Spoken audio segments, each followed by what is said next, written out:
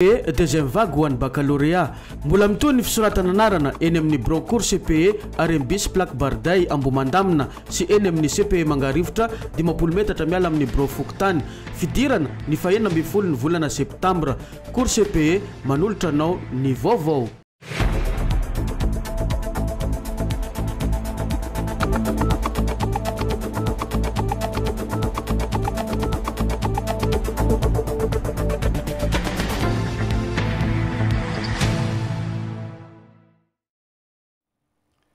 Atoandro ny alakamisy 14 volana septambra taona 2024 manolotra ny fiarabana ho antsika rehetra manaraka ny radio telenakay amin'ity atoandro ity fotoana ny fampalalam-baovao koa manasanao mba anaraka izany hatramin'ny farany anomboantsika ny fotoana amin'ity atoandro ity dia lafim-baovao mahakasika ny fifidianana ben'ny tanàna ho an'ny distrika ny Mahajanga voalohany hatramin'izao atoandro izao mbola kandida roa ihany izay faninana amin'ny fifidianana ben'ny tanàna eto amin'ny Mahajanga voalohany no nanatitra ny antota-taratasy filatsan-kofidiana teny anivon'ny OVEC misy ny fanampanazavana mifandraika amin'izay rehetra izay hoentin'ny sitraka rarin-jatovo araka ny didim-panjakana 2024 1770 tamin'ny 14 aogositra 2024 zay manaiky atsika mpifidy hiatrika ny fifidianana ben'ny tanàna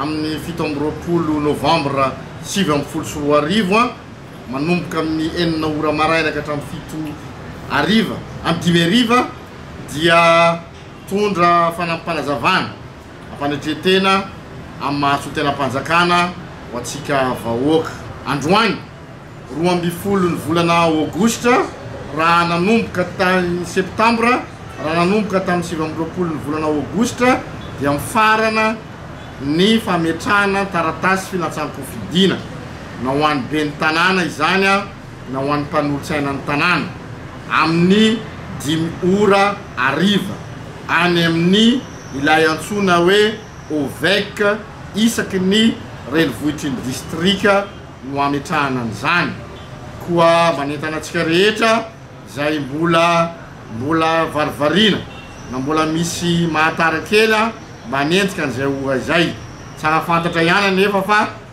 androany moa no farany dia mbola manana 7 ora amenona ohatra ny taratasy tsy ampy ahafahana manenjika raha misy tsy tratra androany dia rehefa tapitra izay dia amin'ny 15 ny volana septambra no avoaka amin'ny fomba ofisialy ireo candidat na ho ben'ny tanàna izany na ho mpanolotsaina ny tanàna manerana ny tany sy ny fanjakana atsika min'izany koa moa zany natao anatin'ny préfecture ny Mahajanga fahafantarana atsika vahoaka dia rehefa voaray zany ny izay kilazan-kofidiana izay raha ohatra ianao ben'ny tanàna amperinasa dia tonga amin'le fitenenana hoe mametra mpialana avy hatrany dia ny lefitra no misolo raha ohatra moa ny lefitra koa no mbola candidat dia mbola tsy maintsy ary efa fantany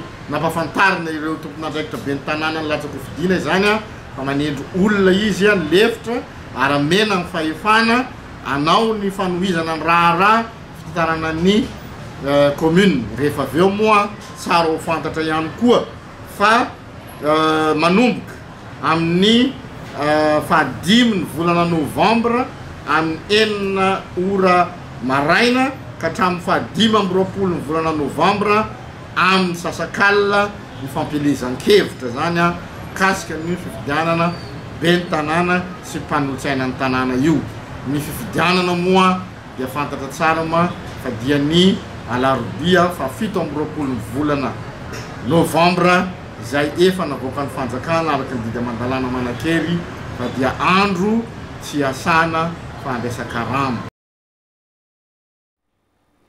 izay mahakasika an'iny fa mbola mitoy ny fametrahana ny antota-taratasy ho an'ireo kandida ireo tsakofidiana ben'ny tanàna sy ny mpanolotsaina munisipaly hatramin'ny ariva amin'ny 5 amin'ity andro ny alakamisy 12 ny volana septambra 2024 vaovao mahakasika ny fanabeazana kosa indray nanomboka ny alatsinainy teo ny fanadinana BPC ka mifarana amin'ity alakamisy maraina ity ho an'ireo nanaraka ny safidy A na ny option A.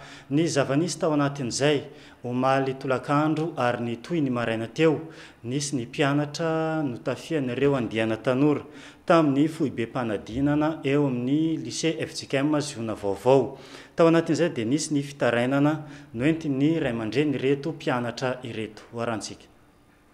Zaza iray mpanao fanadinana BPC no niara-ny fanafiany nataony andian tanora teo ivelany foibe mpanadinana misy azy ny maraina ny alakamisy 12 volana septambra 2024. Ankoatran'izay, zaza iray FN koa no naratra no ny fanafiana toy izao ihany nandritra ny firavana omaly alarobia tolakandro. Zay zany le zavatra nisy teto zahay avy any Sotemana de bajaji de le mpianatra teto zany efa tonga teo. De zay nizoso agnaty bajaji de efa nivangoeny tefa sofina le ray de nilefa anatin'ny école lany. De ray moa nisangana moa de nivangoeny tefa sofina koa de nilefa anatin'ny école lany. De reo amizay nilefa nandeha mahavoky any. Le zaza voavango avy any Manjarisoa. De le namango avy any mahavoky. Zay zany manamafy zany zahay ray aman-dreny eto satria le zaza katiny examen voany zavatra ohatran'izao mampalahelo. Mba mangataka fandrefana andraikitra kely zany zahay mba hoe mba maromaro le polisy miamby an'le ankizy mianatra eto rehefa rava ny fanadinana. Satria misy zany le ray aman-dreny tsy afaka hiamby eto. Zahay eto aloha dia efa mitebiteby zahay ray aman-dreny fa tsy maintsy hiamby eto zahay satria zanaka anay kosa aloha manao examen zany mbola tianay hanohy le fianarana fa sy hanao forosy. Fa amizao aloha zahay dia miantso tompon'andraikitra misy zay miantso polisy misy zahay miamby an'le mpianatra mba miamby an'le mpianatra zany zahay miamby an'le zaza rava avy ao. Reo teo zao 10 reo teo. Zay zany mampalahelo anay fa sy dia hoe ino loatra fa le zaza avy alohany hagnano fanadinana ve voavango mampalahelo zany. Tamaly zany zavatra nampanelana ray aman-dreny nody le ankizy zany rava. Efa reo rehefa rava dia nisy ankizy le ataondreo reto forosy reto teo ampitan'le mitebitsika ty. Dia nisy ankizy lahy zany taingina moto avy any tody vankapondreo any amin'ny lohany naratra. Dia mampanahelo anay zany. Angatanay zany tandro filaminana raha magnano an'izao dia mirava zao famarana an'ity examen ty mba anantona ty hanao sécurité n'le zaza. Fa tsy ampy le polisy aty zany. Tao amin'ny foibe mpanadinana lycée FJKM Ziona vaovao no nisehoany ireo zavatra rehetra ireo raha ny fitaraina ny ray aman-dreny ny mpianatra izay niara ny fanafiany. Izay ny zavanisy makasika ny fanadinana BPC fanoizantsika ny fotoana.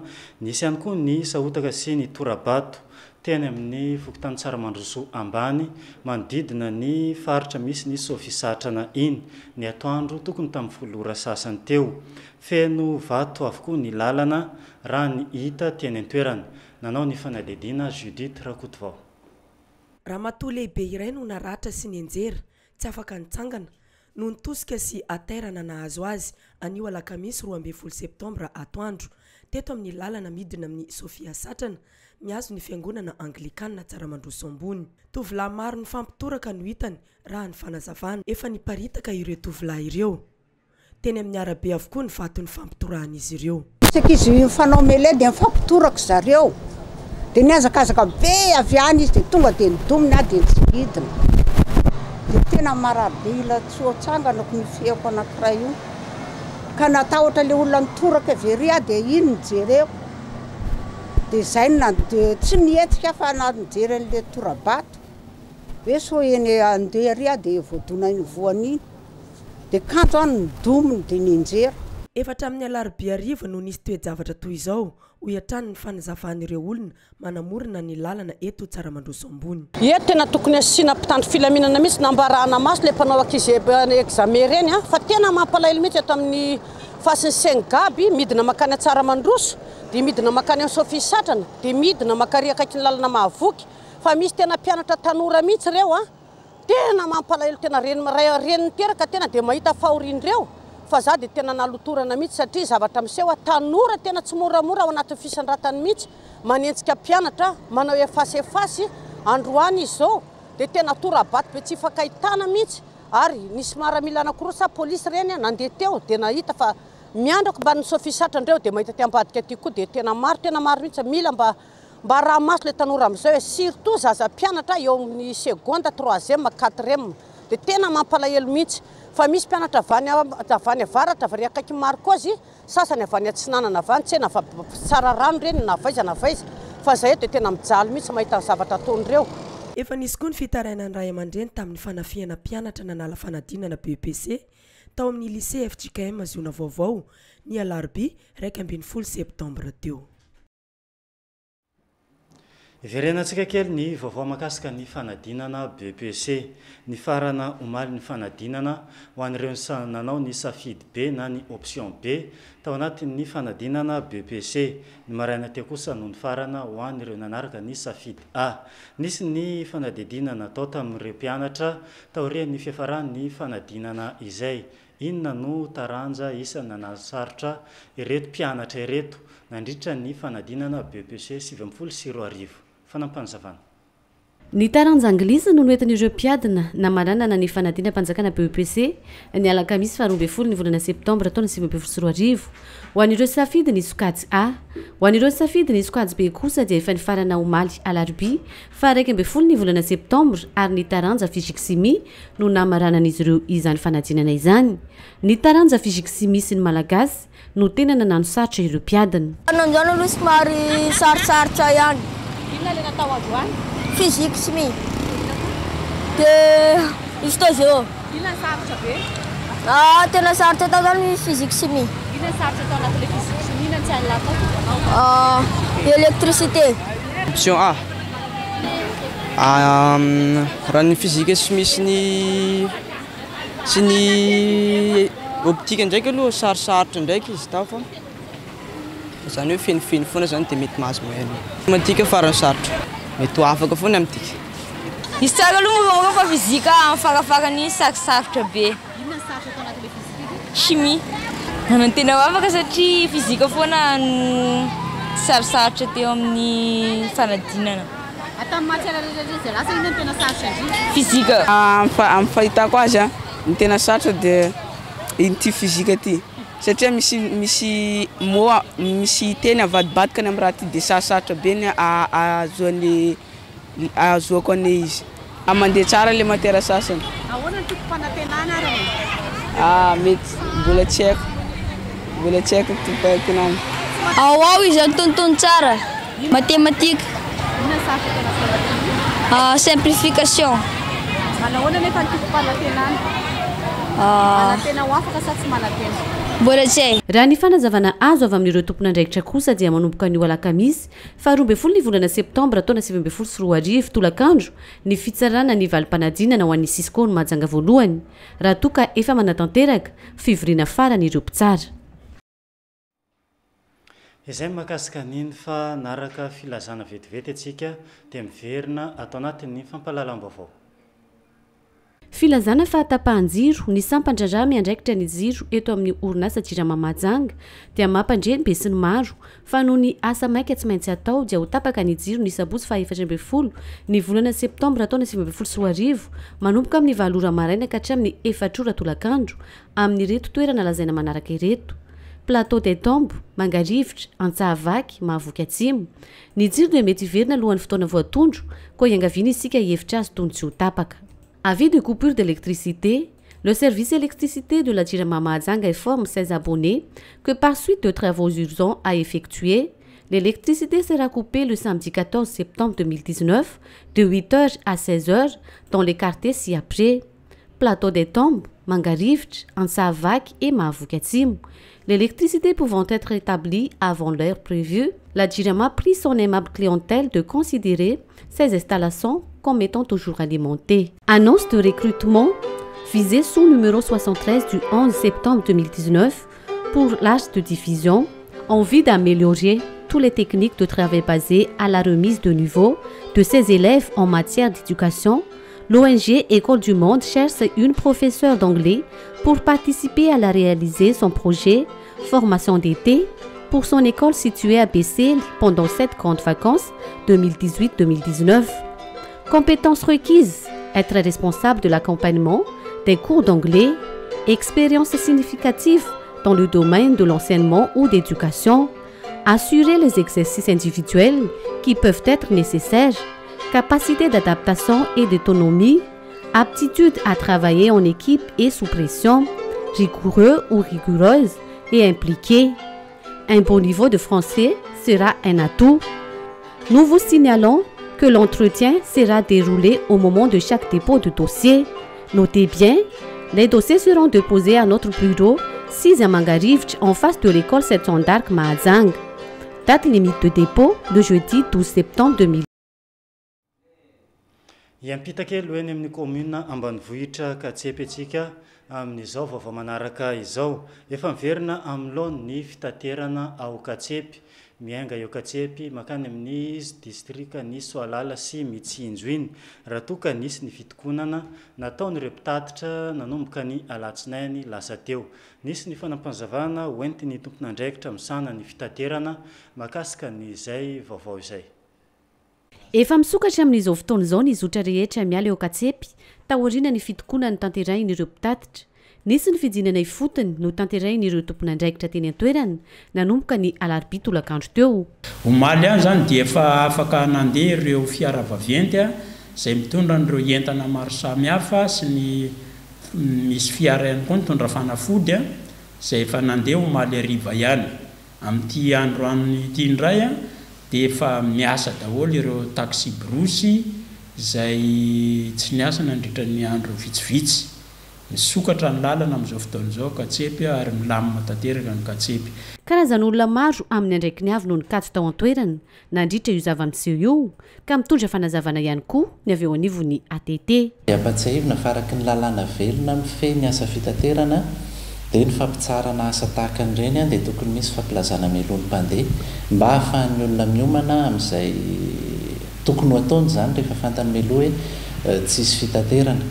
Ny faharoa dia tokony misy foana ilay ataontsika hoe service minimum satria service public ilay zavatra ataontsika ohatran'ny omaly iny zao misy dokotera tavela teo misy olona andeha hitsara fanadinana hitsara BPC misy fanafody amina hôpitaly rehetrarehetra ny amin'ny distrikany Mitsinjo sy ny amin'ny distrikany Soalala tany tavela teo daholo izay tsy maintsy nijerevana vahaolana mba ahafahana mamerina ny fiainan'ny olona araka ny tokony ho izy. Araka an'izay dia ilay ataontsika hoe service minimum satria service public ilay zavatra atao izany hoe tokony misy foana tomobila miassurer an'izay fitaterana olona maika. Raha atao bangitokana ireo rehetra ireo dia misotra mpilaminana ankehitriny ny zava-niseho tao Katsepy.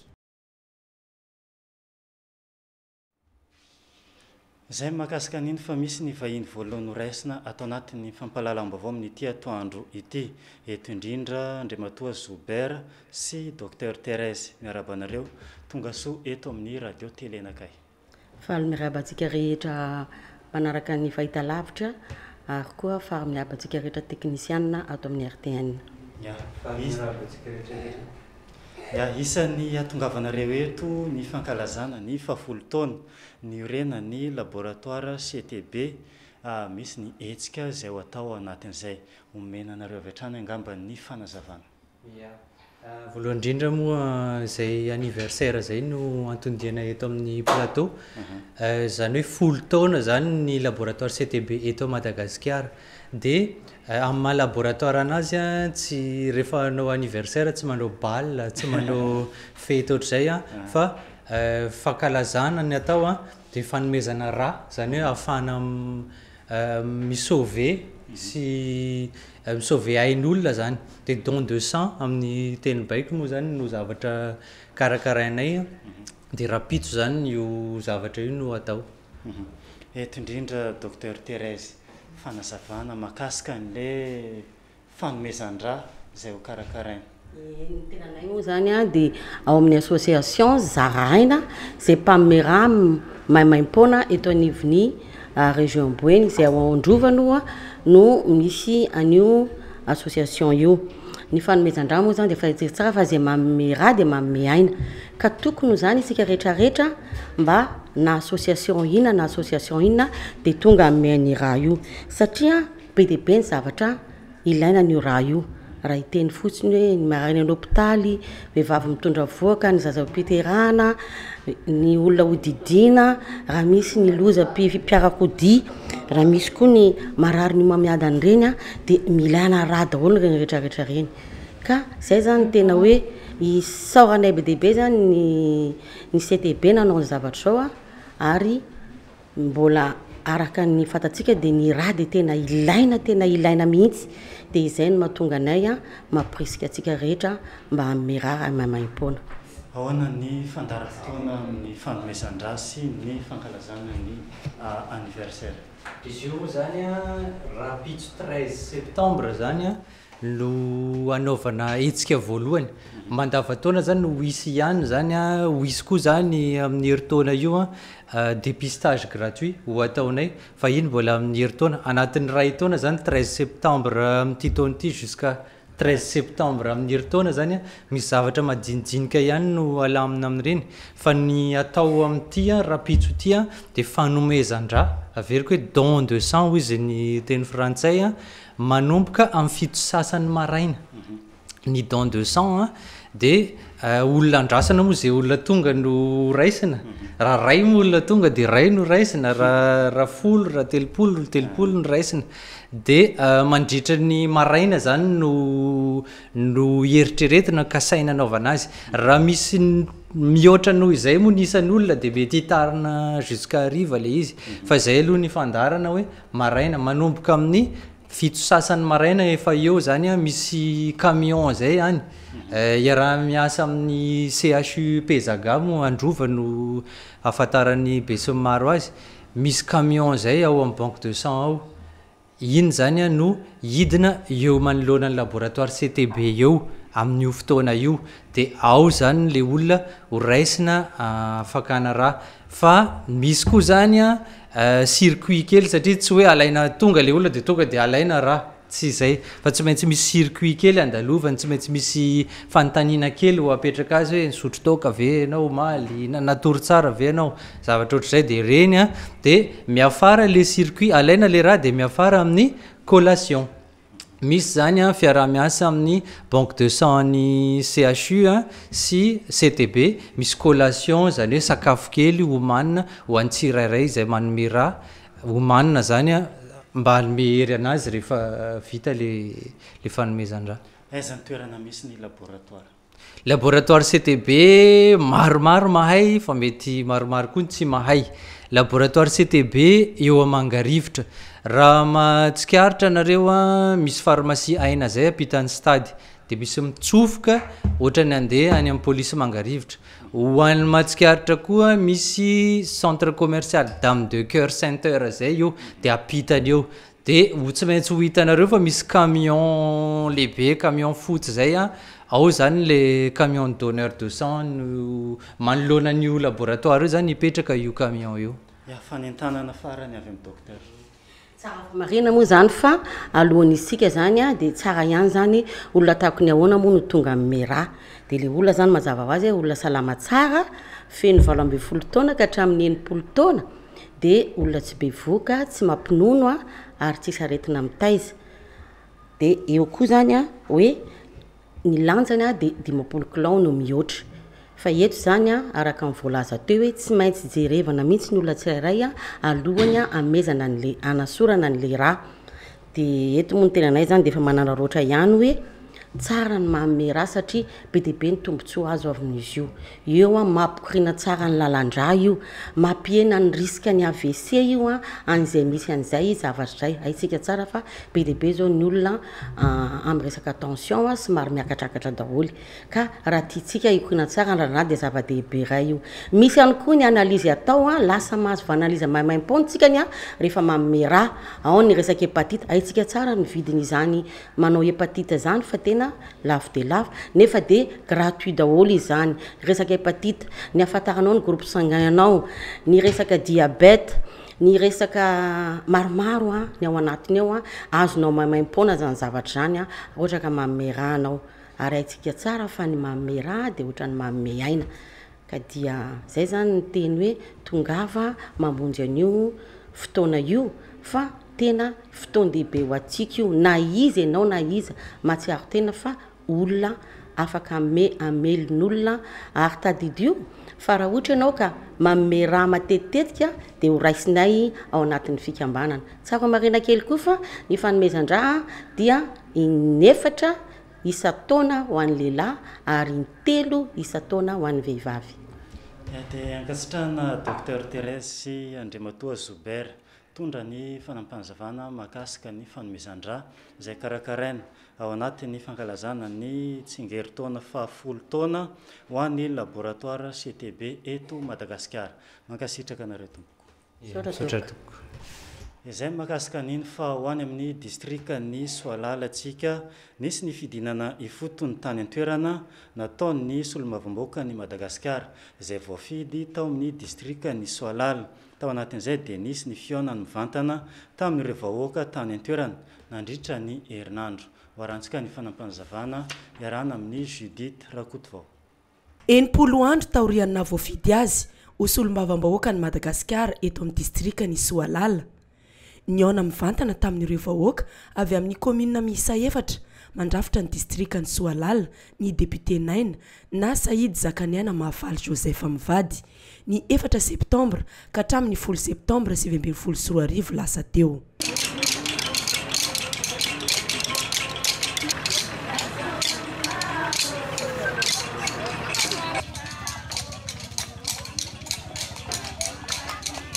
Niona mivantana tamin'ny vahoaka ny Soalala ny député 9 nitondra voandalana ho fanatsarana ny distrika ny Soalala ary niainy ny etaetan'izy ireo.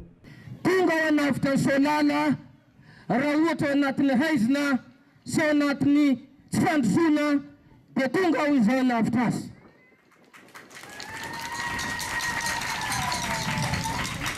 Matoa ny latsaka dia vonona hijoro tamin'ny farany na dia mafy sy maro aza sakasakana hijoro ny tenako ho solombavam-bahoaka ny Soalala tsy akanavaka na ny fidy na tsy ny fidy voninao hiaino azy voninao nampy azy amianiko ray manontolo.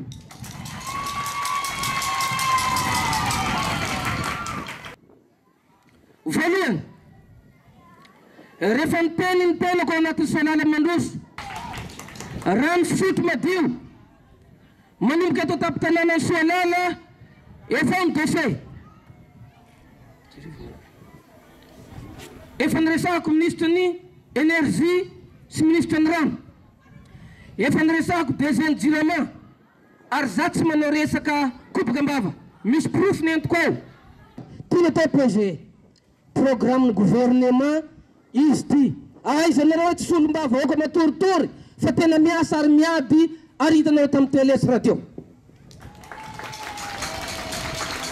Nivory ny tenako tao amin'ny conférence budgétaire régionale satria efa manomboka décentralisation io miainga ifotony fampandrosoana ka tafiditra ato anatin'ny programme rehefa nangatahana hitanareo tamin'ny télé ho amboarina lalana katsepy jusque maintrano ato zany tompoko lazy tompoko vavy dia zao 2020 io satria député tsy mavandy 2020 amboarina lalana katsepy maintrano. Nandritra ny fidinana ifotony tamin'ireo commune 4 Soalala, Ambohipaky, Antsakoamileka ary Andranomavo. Nisy ny fampanantenana fametrahana rano fisotro madio sy toeram-pivavahana amin'ireo fokontany miisa 750.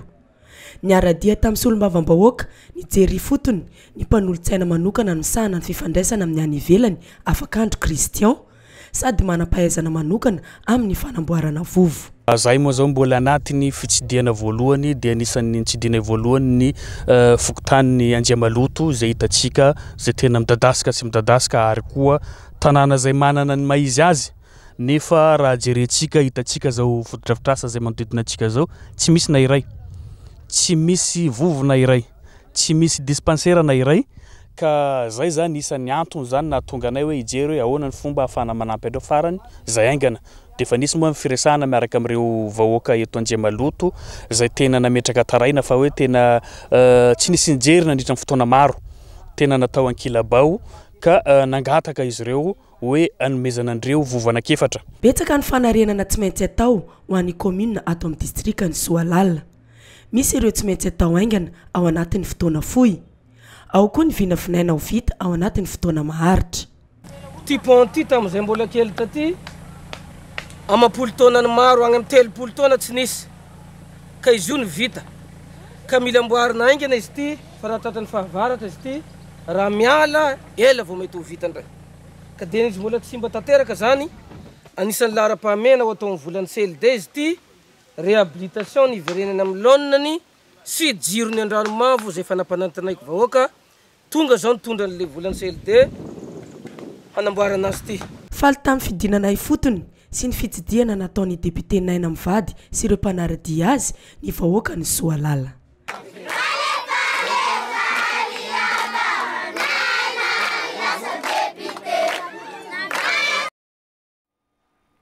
Izay makasika ny fitsidiana nataon'ny solombavamboaka voafidy tao amin'ny distrika ny Soalala fa verina hoarantsika ny filazana izay voaray tamin'ity atoandro ity. Filazana fa tapahan-jiro ny sampandrarà miandraikitra ny jiro eto amin'ny orinasa Jirama Mahajanga dia mampandreny be sy ny maro fa noho ny asa maika tsy maintsy atao dia ho tapaka ny jiro ny sabotsy fa 14 ny volana septambra taona 2024 manomboka amin'ny 7 ora maraina ka hatramin'ny 4 ora tolakandro amin'ny reto toerana lazaina manaraka ireto: Plateau des Tombes, Mangarivotra, Antsahavaky, Mahavoky Atsimo. Ny jiro dia mety hiverina alohan'ny fotoana voatondro koa iangaviana isika hihevitra azy tony tsy ho tapaka. Avis de coupure d'électricité, le service électricité de la Jirama Mahajanga informe ses abonnés que par suite de travaux urgents à effectuer, l'électricité sera coupée le samedi 14 septembre 2019 de 8h à 16h dans les quartiers ci-après: Plateau des Tombes, Mangarivotra, Antsahavaky et Mahavoky Atsimo. L'électricité pouvant être rétablie avant l'heure prévue, la Jirama prie son aimable clientèle de considérer ces installations comme étant toujours alimentées. Annonce de recrutement visée sous numéro 73 du 11 septembre 2019 pour l'âge de diffusion en vue d'améliorer toutes les techniques de travail basées à la remise de niveau de ses élèves en matière d'éducation. L'ONG École du Monde cherche une professeure d'anglais pour participer à la réaliser son projet formation d'été pour son école située à Bessel pendant cette grande vacances 2018-2019. Compétences requises: être responsable de l'accompagnement des cours d'anglais, expérience significative dans le domaine de l'enseignement ou d'éducation, assurer les exercices individuels qui peuvent être nécessaires, capacité d'adaptation et d'autonomie, aptitude à travailler en équipe et sous pression, rigoureux ou rigoureuse et impliqué. Un bon niveau de français sera un atout. Nous vous signalons que l'entretien sera déroulé au moment de chaque dépôt de dossier. Notez bien, les dossiers seront déposés à notre bureau 6 à Mangarivotra en face de l'école Saint-Jean d'Arc Mahajanga. Date limite de dépôt de jeudi 12 septembre 2020. Izay makasika an'iny fa vahiny faharoa raisina atao anatin'ny fampahalalam-baovao DJ Sniper de Madagascar avy eo anivon'ny bara Lakaza ex bara Nene miaraban'ny Sniper. Ya, voalohan'ny aloha miaraban'ny mpanagazetsika na Manaldo, miarabany koa ro technicien na misy job na misy vazaha tsy adino amin'ny latabatra maropokotra anisany manapita ny sary sy ny feo amin'ny atoandro ty. Sniper, misy ny hetsika zay ho karakarainareo avy anivon'ny bara Lakaza. Famtinana n'izay hetsika zay tonga de fanentanany ihany koa aorian'ny. Ya, zany hoe ny hetsikatsika zany tokony akatra plateau Zoma zay ty fa ny carnel loloa safe zay voyantso koa amin'ny festival culturel Sobaia Akatsepy anentanao moka zay ty zay boka manentana nariva zay fa Lakaza tsy afaka niakatra zay Zoma so de tsika manantena hoe karaha Sniper tsy niakatra ndray tamin'ny Zoma ty ny carnet amin'ny andro lakamisy ty zany programme atsika ao amin'ny bara Lakaza ex bara Nene Pont Blanc zany cabaret enlève Rampitso miaraka amin'ny Arnaud, donc efa itsika Karim Arnaud zanaka ny Momosy anisan'ny lalao ao zany Rampitso Zoma, ny Asabotsy ihany koa miaraka amin'ny Sol Melody anisan'ny manana laza zay raha cabaret ra eto Mahajanga zay Sol Melody misoma amin'ny 14 septembre amin'ny andro ny Asabotsy fa ny Rampitso atsika miaraka amin'ny Karim Arnaud na zanaka ny Momosy.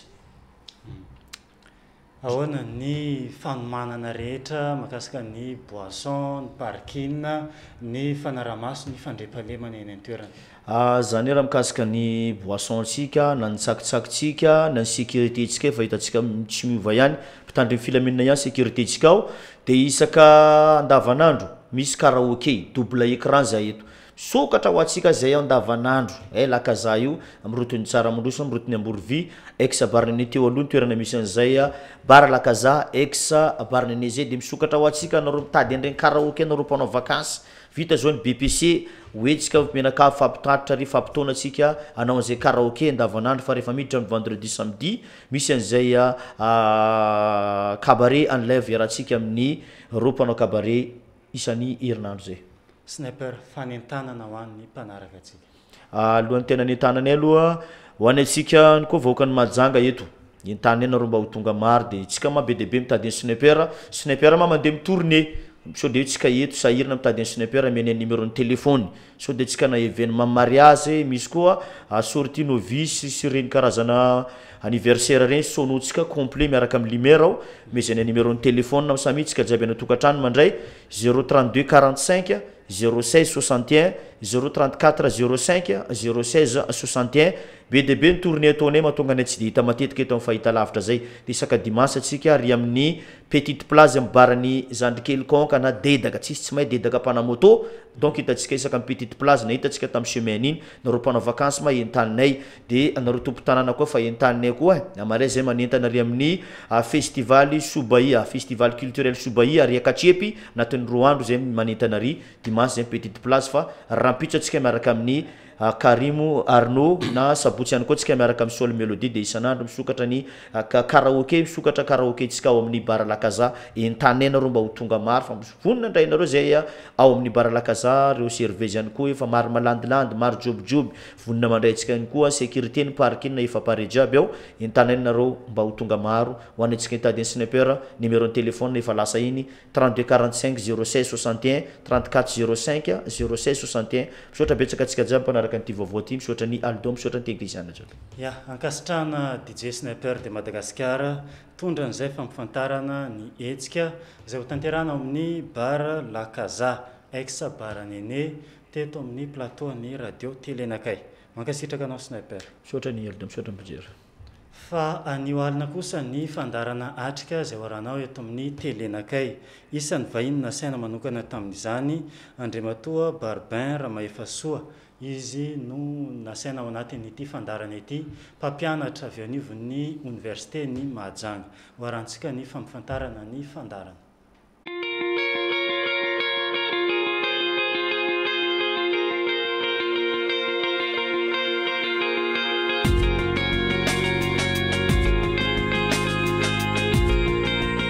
Raha ny fiainana andavanandro no resantsika satria matetika raha misy ny fitokonana eto Madagasikara dia mangataka demokrasia ireo mpitokonareo ahoana indray ny fipetraky ny demokrasia amin'ny fotoana io. Ny demokrasia dia tsy afaka mivoatra amin'ny tany mahanitra.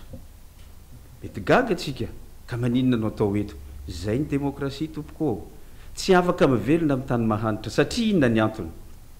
Ny demokrasia ilay tafiditra eto amintsika dia niainga avy any amin'ny tany mandroso zany hoe na ny teknôlôjiany mandroso na ny olona miara-miainao mitovitovy ny fahalalana ara-tsoratra sy ara-taratasy zany hoe afaka mifampiresaka an-taratasy ohatra fa mbola eo ihany koa ny toerana ny avian'io demokrasia dia manana orinasa zany hoe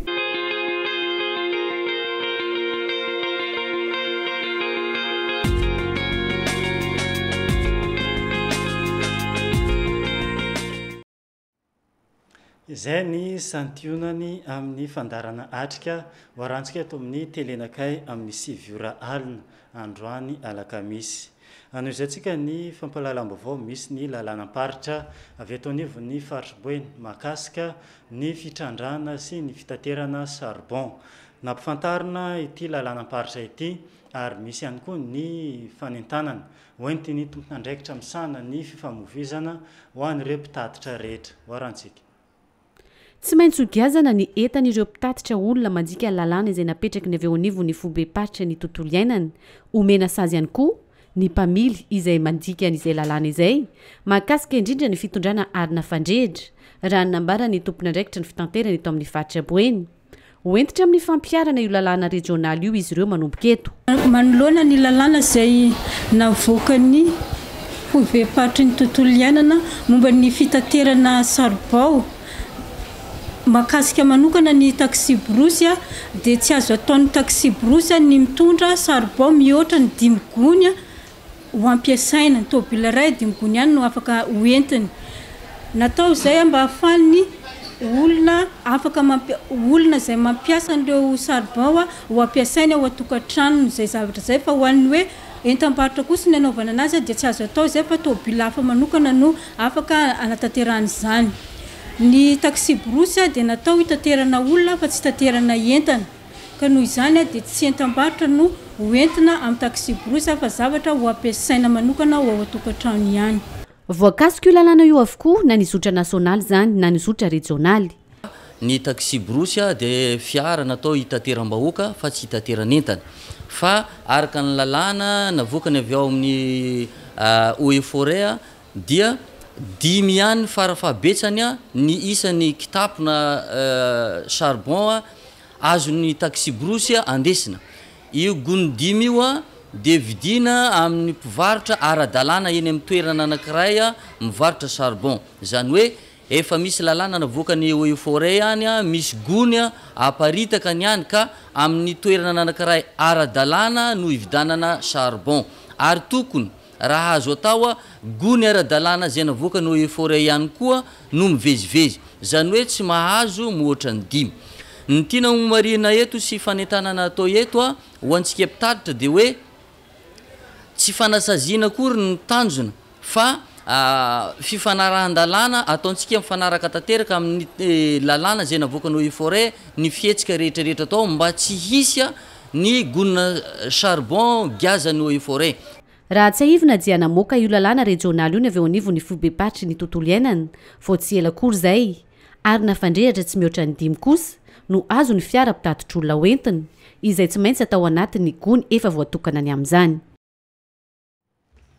manomboka anio 20 volana septambra ka hatramin'ny 11 volana septambra izao ny festival Sobaya andiany 11 izay tanterahana ao amin'ny commune Ambanivohitry Katsepy rampitso 17 volana septambra no anaovana ny fanokafana izany amin'ny fomba ofisialy izay ontrony ireo olom-panjakana avy ato anatin'ny faritra Boeny misy ny fampifantarana ny lohahevitra noraisina mandritra ity festival Sobaya ity warantsika kolotsaina voajary miatrika ny tontolo iainana izay no lohahevitra noraisina nandritra ny festival Sobaya andiany 15 izay ho tanterahana ao amin'ny commune Ambanivohitra Katsepy manomboka ny 12 ka hatramin'ny 15 volana septambra izao kolotsaina voajary miatrika ny tontolo iainana zay zany titsika mipetraka ka ny sakalava tokoa raha ny tantara mipetraka ary inoko era Madagasikara nafoka azy dia tena mametraka an'izany hoe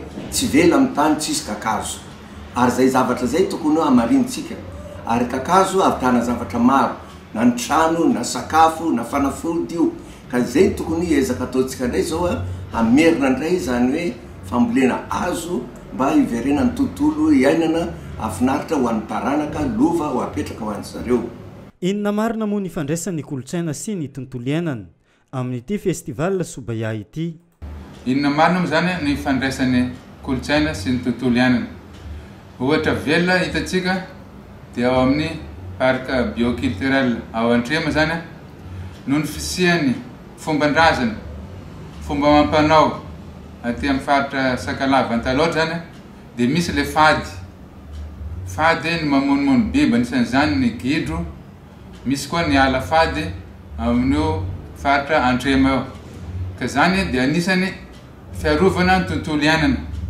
amin'ny alalany le kolotsaina Sakalava Antaloatra tena mifandray ary tena mifamatotra zany ny kolotsaina sy ny fiarovana ny tontolo iainana tafiditra ao anatin'ny fanentanana ny fiarovana ny tontolo iainana ny festival Sobaya andiany 15 zay anomboka anio 12 volana septambra. Izay makasika an'iny fa nosokafana tamin'ny fomba ofisialy omaly tolakandro ny AZF régional ho an'ny faritry Boeny. Ity AZF ity moa dia misy ny lalao ara-panatanjahantena ifaninanan'ireo mpiasa-panjakana rehetra amin'ny volana oktobra avy izao no anaovana ny fifaninanana nasionaly izay ho tanterahana any amin'ny faritany Antsiranana. Fanampanizavana. Fanomanantena hiatrehana ny fifaninanana nasionaly no nataon'ireo mpiasa-panjakana rehetra eto Mahajanga ao anatin'ny AZF régional. Ity farany dia fifaninanana ara-panatanjahantena ka nosokafana tamin'ny fomba ofisialy tao amin'ny gymnase couvert ny Mahajanga ny alarobia 10 volana septambra tolakandro. Androany tokoa moa ny fanokafana ny fomba ofisialy ny AZF Mahajanga na régional izay eto Mahajanga zany. Satria moa be dia be ny mpanjay anjara amin'izao afeno ny ro discipline rehetra izay nangatahina AZF. Dia manaraka an'izany manomana antsika zao ny hoe ho any andeha ho any Diego izay atao de 7 au 20 octobre zao. Ka ny zay mandresy eto tsy izay ihany no mandeha fa zay nandray anjara tamina AZF régional dia mahazo mandeha daholo makany Diego afaka mandray anjara satria ilay izy sport ho an'ny fonctionnaire zany. Tsy atao hoe azahoana tombontsoa betsaka fa hitezana vata sy mba nanana fiandraisana entre ny mpiasa-panjakana rehetra zany. Presque ny STD rehetra nandray anjara isaky ny direction zao. Surtout moa resaka basket dia presque complet zany ireo nandray anjara amin'izao zany. Ny basketball, volleyball, ny pétanque, ny football ary ny athlétisme. Ary mino fa maro dia maro mpiasa-panjakana nandray anjara amin'izao zany. Ary ireo miteny hoe andeha daholo ireo ho any Diego anatrika ny championnat national na AZF nationaly izay atao amin'ny oktobra zao zany. Any Antsiranana no anaovana ny fifaninanana nasionaly amin'ny volana oktobra ho avy izao ho an'ny taona 2024. Ny alahady ho avy izao ny lalao famaranana rehetra sy fizarana ny amboara ho an'ny mpandresy amin'ity fifaninanana régional ity. Hoarantsika manaraka izao kosa ny fampafantarana noentiny ICS ho an'ny mponiny Mahajanga. Ny ICS moa dia toerana iray ahafahana mianatra ny teny anglisy ho antsika eto an-tampon-tanàna ny Mahajanga. Fanampanizavana. Faly miarahaba antsika eto Mahajanga indray amin'izao fotoana izao. Izahay amin'ny ICS indray no manatrika anao amin'izao fotoana izao. ICS moa izay efa fantatra antsika toerana fampianarana ny teny anglisy.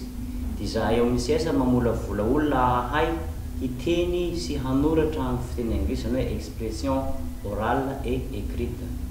Dia efa niakatra teto izahay ary efa nanokatra ny cours de vacances tamin'ny 7 volana septambra teo.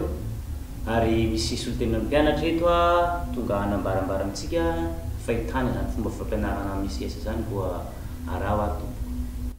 Salama daholo tompo. Indreto moa zahay solotena mpianatra, izaho moa zany fa tsy zahay solotena mpianatra tao amin'ny ICS, mbola vo roa herinandro lasa angamba zay nianarako tao amin'ny ICS dia fa hitako hoe fa miova zany ny toetra fianarako anglais tsy toy ny taloha teo. Ka manasa anareo zany zay mba hiditra ao amin'ny ICS fa ICS zany tena hitako hoe manara-penitra indrindra zany fampianarandreo ao na lafiny vocabulaire zany na prononciation na zavatra maro isan-karazany fa manasa anareo zay hoe tonga ao. So if you want to speak in English like me, don't hesitate to join ICS, but we are waiting for you.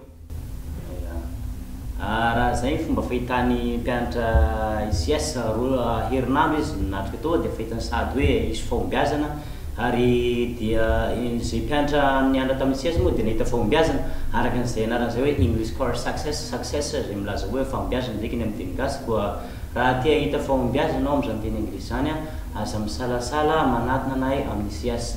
Dia misy no fangatahany be sy maro satria ny teo aloha isaky maraina ihany mianatra dia misy ny tsy afaka mianatra isaky ny maraina dia sokafana indray ny koro isaky ny après midi isaky ny tolakandro izay miditra amin'ny 2 ka hatramin'ny 1 ora hariva zany hoe somary lavalava ilay izy ary accéléré ihany koa dia mandritra ny 2 volana ny fianarana.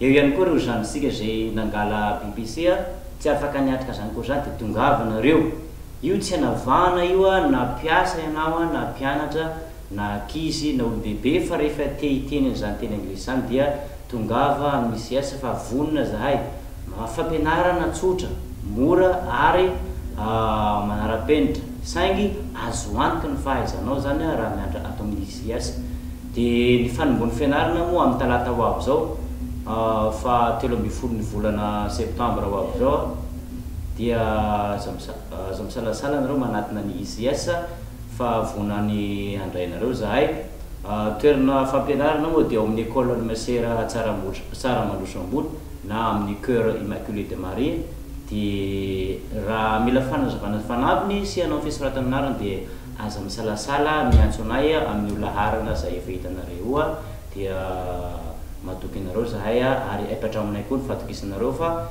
tsy andisy fanantenana anareo zahay ohatran'ireo olona zay efa nahita fahombiazana tao amin'ny ICS fanitsina kely amin'ny talata ho avy zao le izy fa tsy amin'ny fahatelo amin'ny folo volana septambra fa amin'ny talata ho avy zao zany ny fanombohan'ny fianarana tonga dia mianatra amin'io miditra miroa dia rava amin'ny nora hariva dia misaotra tompoko makasitraka. Bye. izay mahakasika an'iny fa hoarantsika kosa ireo vaovao misongadina an-gazety voray teto amin'ny radio telenakay androany 20 volana septambra 2024.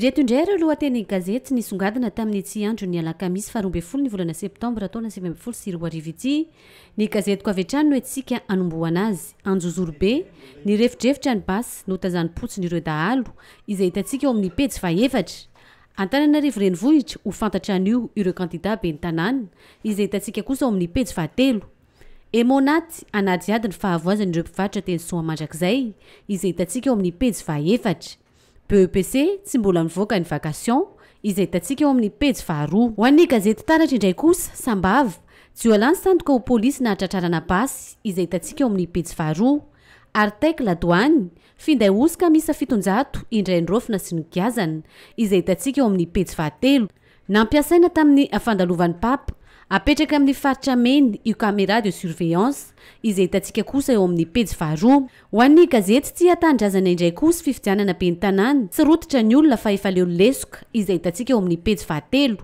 Andraharo tratehaka ilay jolampamakoloha izay hitantsika kosa eo amin'ny pejy fahaenina mpivarotra teny Soamandrakizay anadiady ny fiadidin'ny Repoblika izay hitantsika eo amin'ny pejy fahadimy ho an'ny gazety Jejo kosa indray Maisinisima odidina mamaimpona izay hitantsika eo amin'ny pejy faharoa Tahina Soa Enton ny anjera tsy ny fona andritra ny ray volana izay hitantsika eo amin'ny pejy faharoa eo amin'ny tontolo ny bika manaingo kosa nofony sy ny voana papay mampiena vetivety izay hitantsika eo amin'ny pejy fahavalo ny gazety Body no entsika mamarana azy Baby foot tsy mila vola madinika intsony izay hitantsika eo amin'ny pejy fahadimy voatifitry ny bala ny lohany tsy natorona andritry ny 70 taona izay hitantsika kosa ao amin'ny pejy fahaefatra.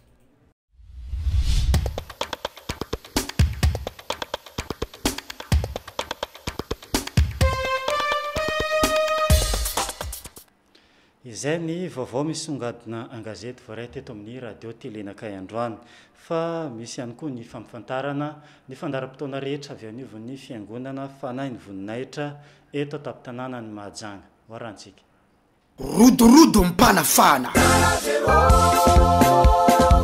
rodorodo mpanafana isaky ny sabotsy amin'ny fitora maraina etsy amin'ny maison de la culture mandritra ny volana septambra iray manontolo ny marary sika ny voafatotra afaka ny fiainanao misidina eny amin'ny avo amizay ny fanahinao voavontsy iny atao hoe fijinjampana lehibe ho an'andriamanitra ilazao ary ny namanao ento ny fianakavianao fa rodorodo mpanafahany io anafahan'andriamanitra ireo fiainana laginina sy ireo fiainana miverina ao anaty fianakavia mandritra ny volana septambra iray manontolo isaky ny asabotsy amin'ny fitora maraina etsy amin'ny maison de la culture mariny etona fa io dia faranana amin'ilay fitoriana filazantsara lehibe atao hoe miverena zany izany indray dia tanterahana ny asabotsy 20 septambra amin'ny fitora maraina etsy amin'ny complexe sportif en Piskina velona jesosy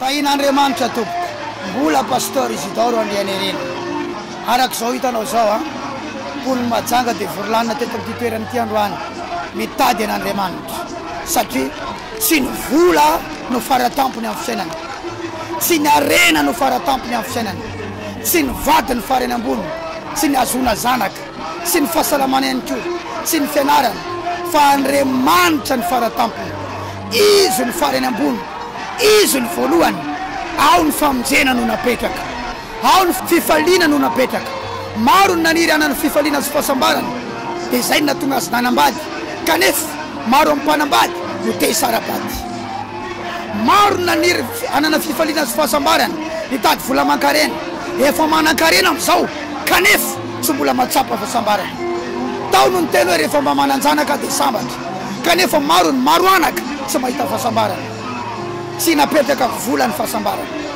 tsy nalefa any amin'ny zanaka ny fifaliana tsy nampirimy any amin'ny vady ny fahasambarana fa ho amin'andriamanitra le izy zay no mahatonga miantso anao hitady an'andriamanitra sy andray an'andriamanitra jesosy kristy isaky ny asabotsy manindra ny volana septambra manomboka amin'ny fito maray ao amin'ny trano be ny kolotsaina na maison de la culture isy vavaka fanafahana rodorodo mpanafahana isy raparapa ny herin'ny devoly zay mampiady mpivady mampiady mpiretam-po mitondra fanahy mamaraha anatina vehivavy ka mampirotana ny tokantranonareo mahatonga zaza miala foana rehefa tonga ao anaty kibo le zaza mahatonga anao tsy mety miteraka voilika foana ianao eo amin'ny fiainana manam-bola fa tsy mahavany-piainana tsara tare tsy mahazo tokantrano lehilahy lehibe tsy mietretry ny anambady kanefa efa tokony anambady misy zavatra misarona ao amin'ny fiainanao mizaniza ianao mandre am'izao fotoana zao tratra nyty fanasako ity aza mijanona fotsiny am'izao be de be no mikasa hoe mbola hoany a ity volana septambra ity ny rendez-vous tsika isaky ny sabotsy trano be ny kolotsaina ankoatr'izay isan'andro amin'ny 20 atoandro any atany masaza 20 metra miala amin'ny bazary rodorodo mpanafahana afaka mandray anao zahay raha hivavaka ianao fa raha ohatra ka tsy andeha hivavaka dia tsy mety le fandraisan'olo tahiny tompo a larobia amin'ny 20 atoandro amin'ny maison de la culture latsinainy a sy alakamisy amin'ny 20 atany masazy rehefa talata amin'ny raiky amin'ny 20 atoandro afaka mandray anao zahay aoriny fotoana sy alohan'ny fotoam-bavaka tianao jesosy rodorodo mpanafahana rodorodo mpanafahana isaky ny sabotsy amin'ny fitora maraina etsy amin'ny maison de la culture mandritra ny volana septambra iray manontolo ny marary sitra ny voafatotra afaka ny fiainanao misidina eny amin'ny avo am'izao ny fanahinao voavonitsy itiny atao hoe fijinjampana lehibe ho an'andriamanitra ilazao ary ny namanao ento ny fianakavianao fa rodorodo mpanafahana io anafahan'andriamanitra ireo fiainana laginina sy ireo fiainana miverina ao anaty fianakavia mandritra ny volana septambra iray manontolo isaky ny asabotsy amin'ny fitora maraina etsy amin'ny maison de la culture mariny etona fa io dia faranana amin'ilay fitoriana filazantsara lehibe atao hoe miverena zany izany indray dia tanterahana ny asabotsy 20 septambra amin'ny fitora maraina etsy amin'ny complexe sportif en Piskina velona jesosy izay mahakasika an'iny fa miverina ho arantsika ny filazana zay varay teto amin'ny radio telenakay filazana fahatapahan-jiro ny sampandrandra miandraikitra ny jiro eto amin'ny orinasa Jiramamajanga dia mampandreny be sy ny maro fa noho ny asa maika tsy maintsy atao dia ho tapaka ny jiro ny sabotsy fa 7 ny volana septambra taona 2024 manomboka amin'ny 7 ora maraina ka hatramin'ny 4 ora tolakandro amin'ny reto toerana lazaina manaraka ireto: Plateau des Tombes, Mangarivotra, Antsahavaky, Mahavoky Atsimo. Ny jiro dia mety hiverina alohan'ny fotoana voatondro koa iangaviana isika hevitra azy tony tsy ho tapaka. Avis de coupure d'électricité, le service électricité de la Jiramamajanga informe ses abonnés que par suite de travaux urgents à effectuer, l'électricité sera coupée le samedi 14 septembre 2019 de 8h à 16h dans les quartiers ci-après: Plateau des Tombes, Mangarivotra, Antsahavaky et Mahavoky Atsimo. L'électricité pouvant être rétablie avant l'heure prévue, la Jirama prie son aimable clientèle de considérer ces installations comme étant toujours alimentées. Annonce de recrutement visée sous numéro 73 du 11 septembre 2019 pour l'âge de diffusion en vue d'améliorer toutes les techniques de travail basées à la remise de niveau de ses élèves en matière d'éducation. L'ONG École du Monde cherche une professeure d'anglais pour participer à la réaliser son projet formation d'été pour son école située à Bessel pendant cette grande vacances 2018-2019.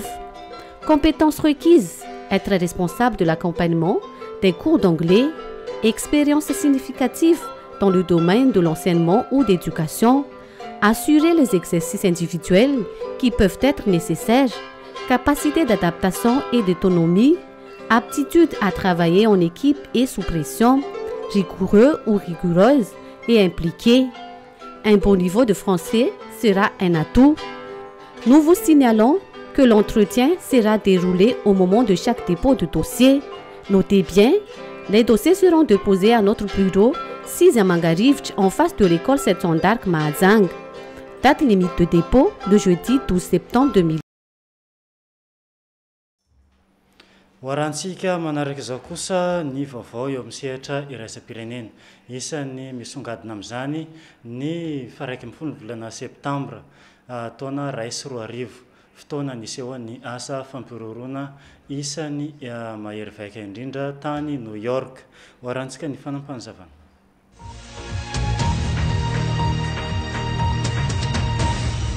11 septembre 2001, la poussière des tours jumelles envahit les rues de New York.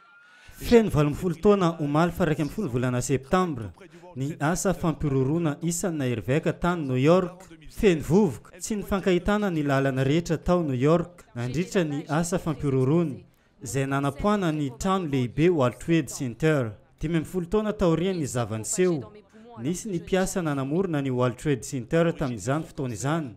Fantatra fa voany omamiada ny avokavoka, fantatra hoy ny tsy salama fa nisy ny fifandraisany tamin'ny zavaniseho ny aretina nahazo azy. Nahatratra hatrany amin'ny ray alina ny isan'ireo mpamonjy voiny, niara-ny sala tamin'ny famonona ny afo sy famonjena voina nandritra ny zavaniseho ny 1 volana septambra taona 2024. Taorian'izay, fantatra fa 4 tamin'izy ireo no voany omamiada ny avokavoka avokoa taorian'ny fizana nataony mpitsabo. 4000 New-Yorkais malades suite au 11 septembre.